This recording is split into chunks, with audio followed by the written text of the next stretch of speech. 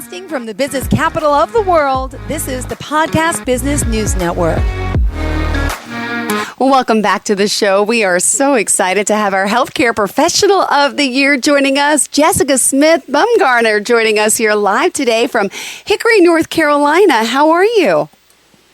I'm good. How are you? Great. Pleasure to have you here, and congratulations on this honor. And I'm excited to get to know all about the work you've done here at Fry Regional Medical Center as a registered nurse, heart failure and stroke coordinator, and health and equity and diversity coordinator. So first and foremost, congratulations. How are you today?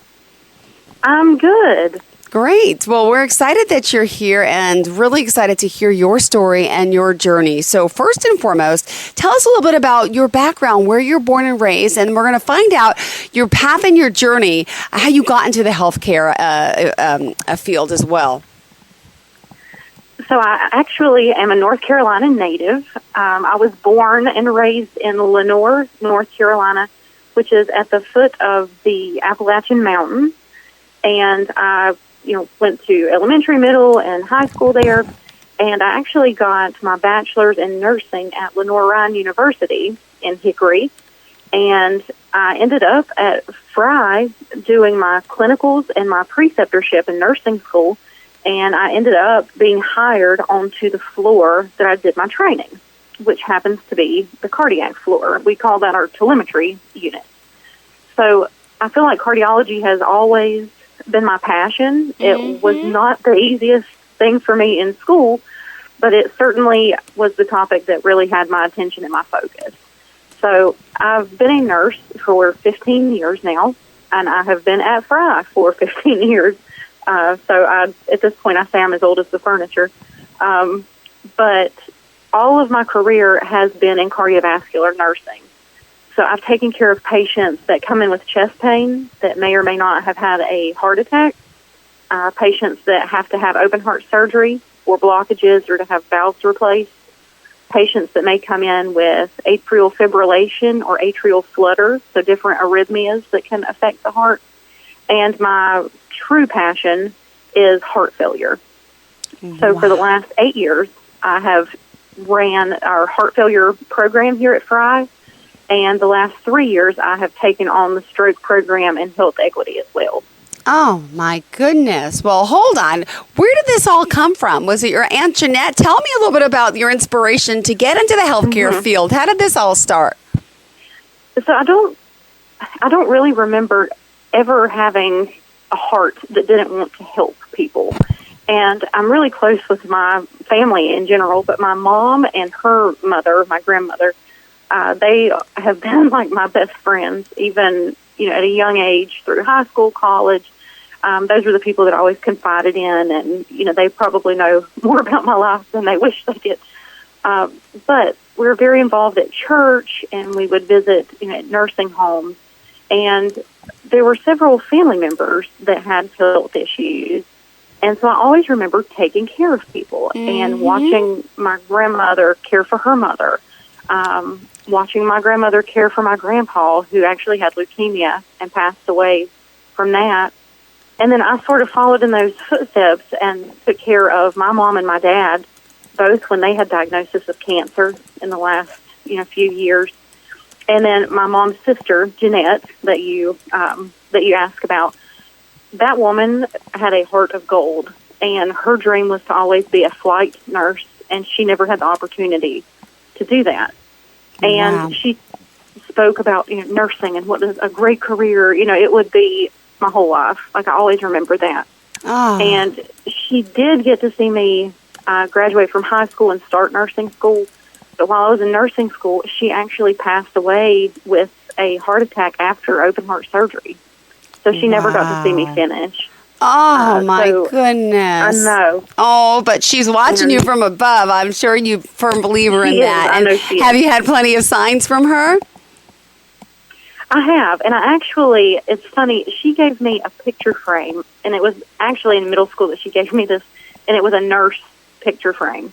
And I'm in my office at work right now, and on my bookshelf, I have that picture frame that she gave me with a picture of me from graduation from nursing school. So I think she just always knew that this was my calling that this is what I was made to do. And so she really encouraged me to go the extra mile and to be a cardiac nurse.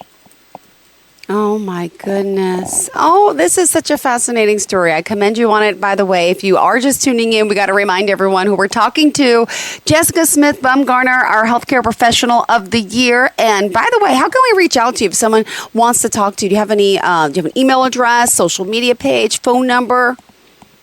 I do. So my email is jbumgarner, BUMGARNER,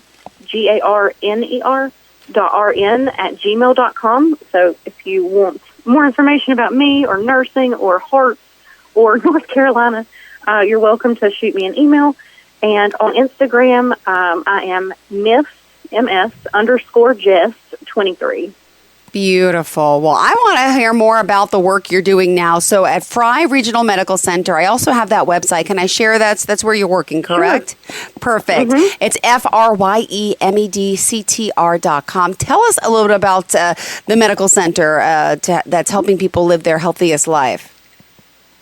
So Fry is actually over 100 years old. Our original hospital started with Dr. Richard Baker, and it was about 20 beds in a very small building. And my office is actually in that original part of the hospital, which is kind of fun. So we are now a 355-bed facility. We are a transfer center for Life Point Health. So we take patients from North Carolina, South Carolina, Georgia, Tennessee, Virginia, kind of, all the surrounding states. And we are a big cancer and cardiac center. So a lot of what we do is, heart surgery with cancer. It's typically lung cancers that we see. So we have a behavioral health unit that's adjacent with us as well. It's an 80-bed inpatient psych unit, which is utilized by, almost every county in the state at some point during the year. And we also have an inpatient unit, which can house some of our cardiac patients if they have heart failure and they are still recovering and they need that extra therapy before they go home. Oh, my goodness. Beautiful. And I'm perusing the website there to finding out more about this. And it's amazing what's happening and all that they're doing. It's hashtag Fry Family, right? FRYEFAMILY. Yes. And they're helping. And making communities healthier. Oh, my goodness. Now, let me ask you a little bit about some of the struggles you face. Now, you've been an RN for quite some time. Tell me what happened during the pandemic. So when COVID reached us in 2020, I was actually in the role that I am now, which is stepped away from, for the majority of the work that I do. And when the pandemic hit, it was, all hands on deck. So anybody that could help, that could go back to bedside, that's what we did. So for a good 6 months, I would say, I went back to ICU, and COVID ICU, actually, to help take care of those patients and really just give some encouragement and empathy and understanding support to the original staff that were still in ICU at the time. But that's been one of the most challenging obstacles I think I have faced in my nursing career. And for anyone who lost loved ones during COVID, if you had COVID and you still have, leftover residual from that, I've never seen people that sick. I've never had that many patients pass away, and their families couldn't be here with them. Wow. So I remember taking an iPad literally from room to room on Christmas Eve night, so that even the patients that were intubated and sedated and didn't know they were awake, their families could see them and talk to them on Christmas Eve. Because I couldn't imagine my family being here or me being here and not having anybody. So I just wanted those patients to know that you are still human. Even though you're not awake and you don't know what's happening, I wanted them to feel included in Christmas and their family as well. Oh, my goodness. Oh, wow. That'd be such a trying time, and sure still is for so many people. I had so many of my friends in the healthcare business here in New York during that, and they still talk about it like it's their, if I could relate it to, this is what they say, like their 9/11. It was such a horrible, and then the burnout and the after effects, and, how has that been for you? Did you struggle? Do you have friends that are struggling still, or have you all overcome all of this? Because it's for what you've seen and what you've done, again, I commend you, but it couldn't have been easy. No, and I think I'm lucky in the respect that, after 6 months, I got to step away and do what I, was doing before. And nurses that were at the bedside before, during, and after COVID, a lot of them that were in that ICU environment have stepped away, or they've gone to a different kind of nursing. So we're still at a point where we have to utilize a lot of travel nurses, to kind of fill in gaps, especially in our ICU.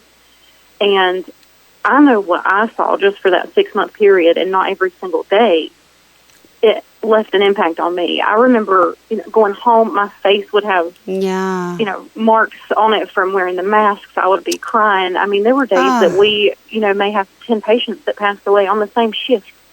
And to do that for over a year, I completely understand why they had to do something else, because I feel like a lot of those nurses are like me, and they give so much of themselves to their patients and those families, and at some point, it kind of drains you. You feel like you have nothing left to give. Of course. Absolutely. Well, I commend you on all your work and want to congratulate you for all that you do. Please at this time remind us how we can contact you, and then we have to take a quick commercial break. Thank you. Sure. So my Instagram is Miss_Jess23. And if you have any questions, my email is jbumgarner, BUMGARNER.RN@gmail.com. Perfect. Well, thank you so much. Stay tuned, everyone. We'll be right back after this break. Please stay with us. Get in zone, AutoZone. Welcome to AutoZone. Dashboard light problems? We can help. Our free Fix Finder service can read your check engine light, ABS light, and service indicator light, and give you possible solutions, verified by licensed technicians. You'll even get detailed results sent straight to your email so you have them when you need it most. It's the most complete free warning light report backed by technician-verified fixes. The free Fix Finder service, only at AutoZone. Get in zone, AutoZone. More details at AutoZone.com. If you are the new parent of a baby out of wedlock, you're probably freaking the heck out. We remember how stressful it was when we had unexpected children with people we did not want to marry. After spending tens of thousands on legal battles that dragged on for years, eventually we learned the hard way what works and what doesn't in the real world. I'm Jim Braz, co-author of the award-winning book, Baby Out of Wedlock. We help unmarried mothers and fathers get their questions answered, improve co-parenting relationships, and avoid nasty legal battles that cost a fortune. Go to babyoutofwedlock.com to learn more.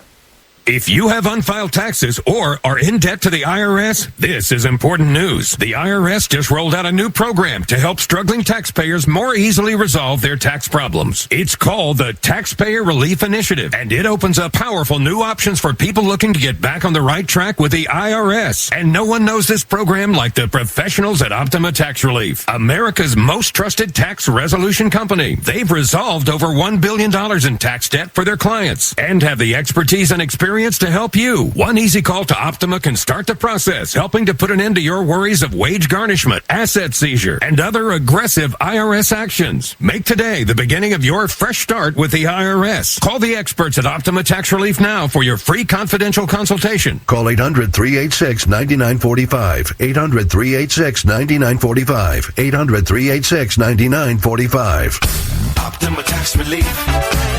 Some restrictions apply. For complete details, please visit OptimaTaxRelief.com. Jay Farner here, CEO of Rocket Mortgage and Rocket Companies. Last year, we saw historically low mortgage interest rates. What you may not know is that interest rates are already starting to increase, and it's likely that trend is only going to continue. Our team of experts is standing by to help you save before rates go up. Don't look back and wish that you had taken action. Call 833-8ROCKET or visit rocketmortgage.com. Rocket. Call for cost information and conditions. Equal housing lender licensed in all 50 states and MLSConsumerAccess.org number 3030.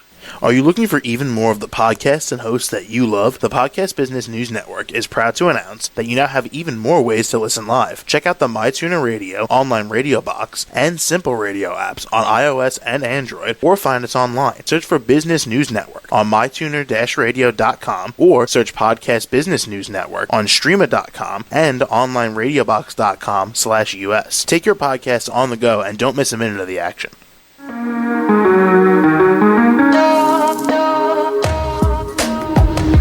Broadcasting from the business capital of the world, this is the Podcast Business News Network. Welcome back to the show. We are so excited to have our healthcare professional of the year joining us, Jessica Smith Bumgarner. She hails here from Hickory, North Carolina, and we're excited to talk to her about her work as an RN. And now, working with the heart failure and stroke patients, can I just get some stories? I mean, I'll be honest with you, my mom died of lung cancer 7 years ago, and then my dad went into heart failure. Ironically, we never knew he was even sick, right? And I got him on the heart transplant list. It's a long story. He's still alive. He never received the heart transplant, and he decided to opt out at this point. But to go through all this was such a hard thing. And I can understand what you're going through and how empathetic as a nurse you must be to help people dealing with this. Could you share some personal stories without using patients' names, of course, but of, the work that you're doing and how you're, done so much to help someone who has a stroke or has, been in heart failure? I would love to hear some of your stories. Sure. So we'll start with heart failure. I say that's my first love. So with heart failure, it is a chronic progressive disease. So typically when you have heart failure, you have it for life. And our goal is to minimize the damage that's done to the heart and to help that person live the most normal life that they can for as long as they can, really.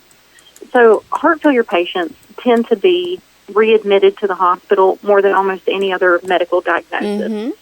So in having been at Thrive for 15 years and always doing cardiac, many of the heart failure patients that I see, I've known for quite some time at this point. So I do have this one special gentleman, and unfortunately he passed away this past Christmas. But for 8 years, he called me every Thursday just to check in. And so I knew if he didn't call on Thursday or he had not told me why he would not be calling on Thursday, that something was wrong. Wow. This man was just, I called him my pawpaw, and he kind of became my third grandfather for really about a 10-year period there. Wow. Unfortunately, he developed a cancer along with his heart failure, and he was in hospice care last Christmas.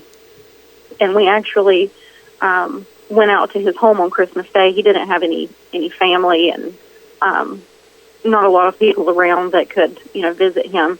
And we just wanted to take some food and a little gift just so that his last Christmas he would feel special and thought of and remembered. So he's the epitome of a heart failure patient. He's my one that I really think about. Some of my other patients, that gentleman was older. He was actually in his 90s. But I do have patients that are in their 30s as well. You can't, run from your genetics. So it doesn't matter what you do. If you have those genes that are really strong for those hereditary factors like high blood pressure, heart failure, diabetes, it's, kind of hard to get away from those. So those are the patients, to your point, like your father, that we end up seeing on the heart transplant list. And we have been fortunate enough to have 2 patients in our community that have received heart transplants at our sister hospital, Duke. So it's really nice to be able to see those patients' stories, their recovery, and how they're able to live their life now compared to when they had heart failure. Wow. And I did want to say that if you're not familiar with heart failure, a lot of the symptoms are shortness of breath. You have this weight gain from swelling because you retain a lot of fluids, and it makes it incredibly hard to enjoy normal daily living. You have to be very restrictive with how much you drink, with the certain kinds of foods that you eat. Most of these patients have, a handful of medicines that they take every day just to live what normal life they can. So it can be a very trying diagnosis. Yeah. But we're always here to help make that journey a little easier. Yeah, my father, you would know the correct terminology here, but I think his ejection fraction was like 17 back in the day. And now it's like about 25 or something. So that's still on the low side, I guess. But he's still, but he loves his doctors, his nurses, his staff. Like you mentioned, yes, he's always at the doctor's. We're always making sure he has his medicine, but he relies on those familiar faces. And and that bond you develop with your patients. So I think that's just They become like family. Exactly. And they have a little piece of your heart for always. Oh, literally. That's so beautifully said. Now, what would you say to someone up and coming who, wants to get in the career of nursing? What advice would you provide to them? So I love nursing, and there's nothing else that I would have chosen for my career path. And I do believe that this is not a job for me. It's a calling, and it's a passion. So I know I'm where I'm supposed to be. But I would say to young nurses or students in nursing school that nursing can seem very trying at times. It can seem like a very thankless job. But just remember that you are making a difference. Whether someone tells you that or not, you're making a difference in these patients' lives. And I would say if you're just getting into nursing, to have a little grace with yourself.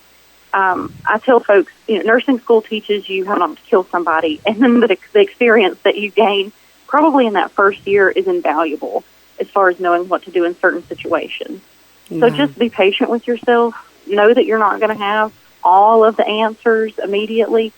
Just have a really good mentor that you can go to find the answers. Wow. And I think those are the best tips to set you up for success. Amazing. And what about those later in life that want to change to the career of nursing? I feel like there's a big need for people to go into nursing, even, people my age. Yeah, absolutely. And, it's funny, patients, I remember when I first got out of nursing school, I was 21 years old, and they would say, like, you're sure you're a nurse? You're old enough to do this? And I thought, well, we're going to give it a shot, buddy. But even, the older nurses that are just getting out, you have so much life experience and so many different qualities, we'll say, than what the younger nurses bring to the table, and you can draw on all of that experience, and it really brings something that's very unique to the table. So I don't think it's ever, too late. You're never too old to become a nurse. Mm-hmm. If you have a passion and you have that empathy toward people, then you'll succeed. Beautiful. And what would you say the hardest challenge and struggle has been being in your career? I think a lot of the hard times that I can remember and the days that I, left crying or I got home and I was still upset are the days when we lose a patient, and especially when it's unexpected and those patients pass on. I don't ever want to be to the point where I am numb to that. Mm-hmm. Because then I feel like I'm not being empathetic to the patients, their families, and I'm not giving them what they need in those moments. So I feel like every one of those situations, I feel it, to my bones, because I know what it's like to be in that situation. And those are some of the hardest days is, when you do lose a patient. And I will say I have been very fortunate. My other half is actually an ICU physician. So when I come home and I say I've had a bad day, he knows exactly what that means. Mm-hmm. And we can share, battle stories, if you will, and we can talk about what happens, and we really have that understanding of what those things mean in the hospital and what that means for a healthcare professional. So that has been really a godsend for both of us, I think. Oh, my goodness. Well, thank you so much for sharing all this. And again, I want to congratulate you on being our professional of the year. Thank you so much. You are so welcome. And if someone wants to reach out to Jessica Smith Bumgarner, tell us again how we do so. So my Instagram is miss_Jess23. And my email is jbumgarner, BUMGARNER.RN@gmail.com. Perfect. Thank you so much. Pleasure having you here and looking forward to the next time we get to connect. Thank you. You're welcome. Have a fantastic day. And to all of our listeners, please stay tuned. More of the show's coming right up after the break. Please stay with us.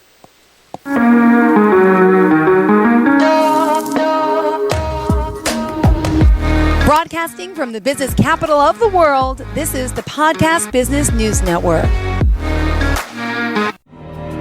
For nearly 2,000 severely injured veterans, everyday life has become filled with barriers. Day-to-day simple tasks can become pretty daunting. I have to carry my chair up 2 flights of steps or have somebody do it for me. What scares me the most is just the falling.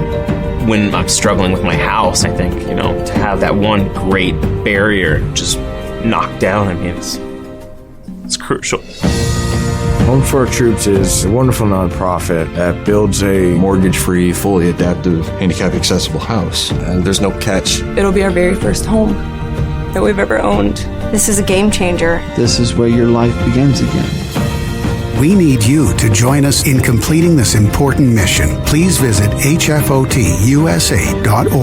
and help build homes and rebuild lives. Because of you, everything's going to be okay.